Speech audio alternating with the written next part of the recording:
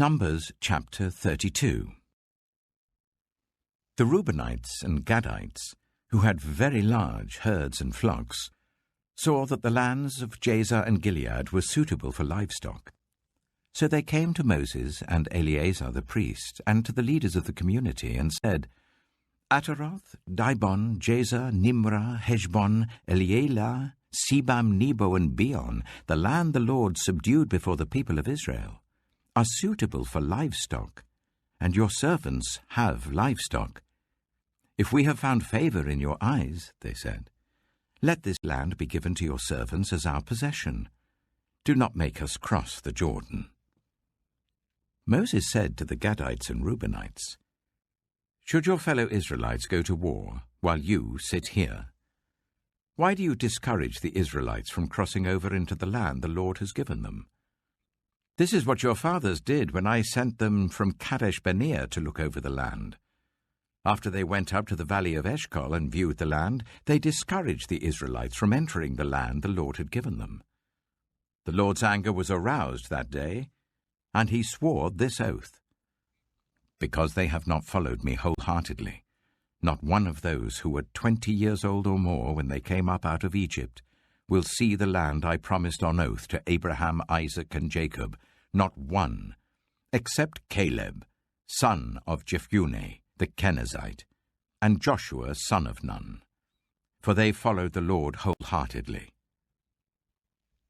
The Lord's anger burned against Israel, and he made them wander in the wilderness for 40 years until the whole generation of those who had done evil in his sight was gone.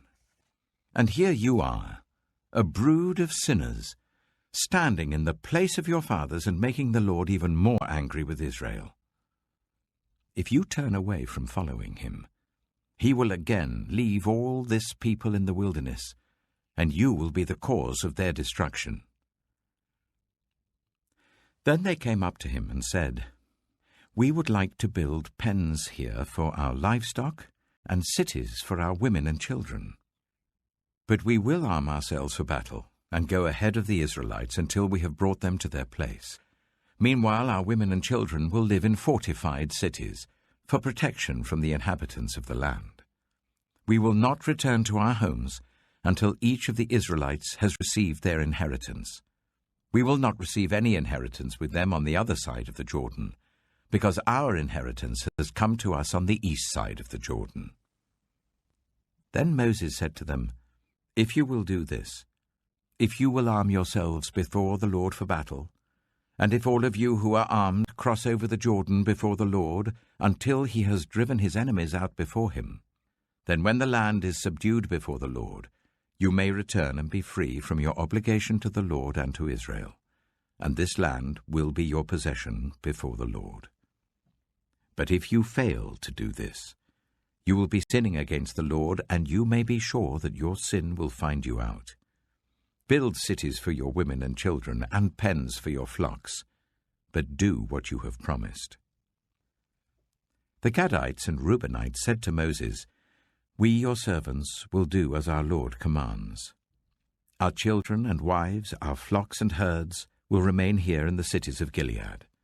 But your servants, every man who is armed for battle, will cross over to fight before the Lord, just as our Lord says. Then Moses gave orders about them to Eleazar the priest and Joshua son of Nun, and to the family heads of the Israelite tribes. He said to them, If the Gadites and Reubenites, every man armed for battle, cross over the Jordan with you before the Lord, then when the land is subdued before you, you must give them the land of Gilead as their possession. But if they do not cross over with you armed, they must accept their possession with you in Canaan. The Gadites and Reubenites answered, Your servants will do what the Lord has said. We will cross over before the Lord into Canaan armed, but the property we inherit will be on this side of the Jordan.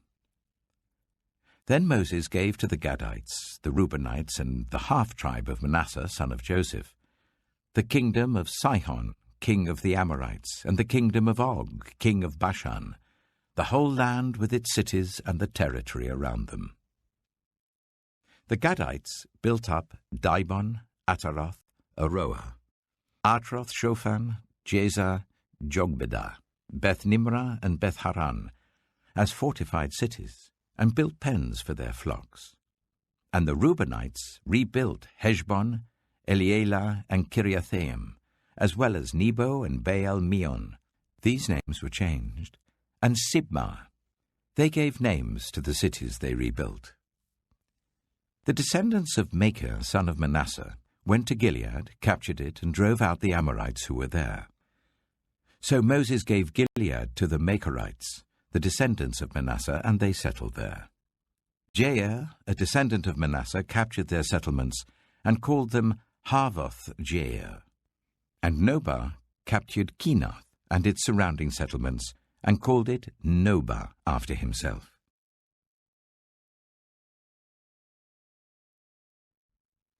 Numbers chapter 33. Here are the stages in the journey of the Israelites when they came out of Egypt by divisions under the leadership of Moses and Aaron. At the Lord's command, Moses recorded the stages in their journey.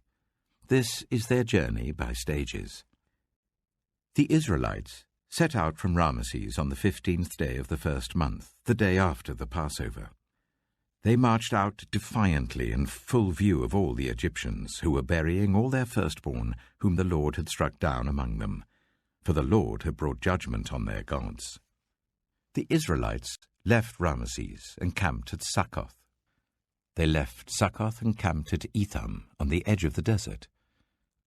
They left Etham and turned back to Pi-hahiroth, to the east of Baal-zephon, and camped near Migdol. They left Pi-hahiroth and passed through the sea into the desert, and when they had travelled for 3 days in the desert of Etham, they camped at Marah. They left Marah and went to Elim, where there were 12 springs and 70 palm trees, and they camped there. They left Elim and camped by the Red Sea. They left the Red Sea and camped in the desert of Sin. They left the desert of Sin and camped at Dophkah. They left Dophkah and camped at Ailush. They left Ailush and camped at Rephidim, where there was no water for the people to drink. They left Rephidim and camped in the desert of Sinai. They left the desert of Sinai and camped at Kibroth Hattaavah. They left Kibroth Hattaavah and camped at Hazeroth. They left Hazeroth and camped at Rithmah. They left Rithmah and camped at Rimmon-Perez. They left Rimmon-Perez and camped at Libnah. They left Libnah and camped at Rissah. They left Rissah and camped at Kihaleath. They left Kihaleath and camped at Mount Shepher. They left Mount Shepher and camped at Haredah. They left Haredah and camped at Makheloth. They left Makheloth and camped at Teath. They left Teath and camped at Tirah. They left Tirah and camped at Mithkah. They left Mithkah and camped at Hashmonah. They left Hashmonah and camped at Moseroth. They left Moseroth and camped at Bene-Jaakan. They left Bene-Jaakan and camped at Hor-Haggidgad. They left Hor-Haggidgad and camped at Jothbathah. They left Jothbathah and camped at Abronah. They left Abronah and camped at Ezion-Geber. They left Ezion-Geber and camped at Kadesh in the desert of Zin. They left Kadesh and camped at Mount Hor on the border of Edom. At the Lord's command, Aaron the priest went up Mount Hor, where he died on the first day of the 5th month of the 40th year after the Israelites came out of Egypt. Aaron was 123 years old when he died on Mount Hor. The Canaanite king of Arad, who lived in Negev of Canaan, heard that the Israelites were coming. They left Mount Hor and camped at Zalmonah. They left Zalmonah and camped at Punon. They left Punon and camped at Oboth. They left Oboth and camped at Layabarim on the border of Moab. They left Layabarim and camped at Dibon-Gad. They left Dibon-Gad and camped at Almon-Diblathaim.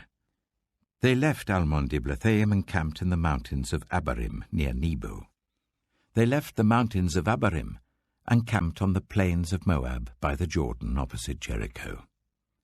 There, on the plains of Moab, they camped along the Jordan from Beth Jeshimoth to Abel Shittim. On the plains of Moab by the Jordan, opposite Jericho, the Lord said to Moses, "Speak to the Israelites and say to them, when you cross the Jordan into Canaan, drive out all the inhabitants of the land before you. Destroy all their carved images and their cast idols, and demolish all their high places. Take possession of the land and settle in it, for I have given you the land to possess. Distribute the land by lot according to your clans. To a larger group give a larger inheritance, and to a smaller group a smaller one. Whatever falls to them by lot will be theirs. Distribute it according to your ancestral tribes.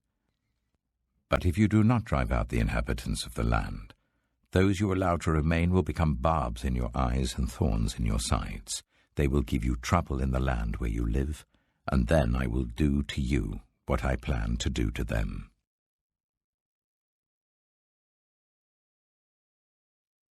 Proverbs chapter 28. The wicked flee, though no one pursues, but the righteous are as bold as a lion. When a country is rebellious, it has many rulers, but a ruler with discernment and knowledge maintains order. A ruler who oppresses the poor is like driving rain that leaves no crops. Those who forsake instruction praise the wicked, but those who heed it resist them. Evildoers do not understand what is right, but those who seek the Lord understand it fully. Better the poor, whose way of life is blameless, than the rich, whose ways are perverse. A discerning son heeds instruction, but a companion of gluttons disgraces his father. Whoever increases wealth by taking interest or profit from the poor amasses it for another, who will be kind to the poor. If anyone turns a deaf ear to my instruction, even their prayers are detestable. Whoever leads the upright along an evil path will fall into their own trap, but the blameless will receive a good inheritance. The rich are wise in their own eyes. One who is poor and discerning sees how deluded they are. When the righteous triumph, there is great elation. But when the wicked rise to power, people go into hiding. Whoever conceals their sins does not prosper, but the one who confesses and renounces them finds mercy. Blessed is the one who always trembles before God, but whoever hardens their heart falls into trouble. Like a roaring lion or a charging bear is a wicked ruler over a helpless people. A tyrannical ruler practices extortion, but one who hates ill-gotten gain will enjoy a long reign.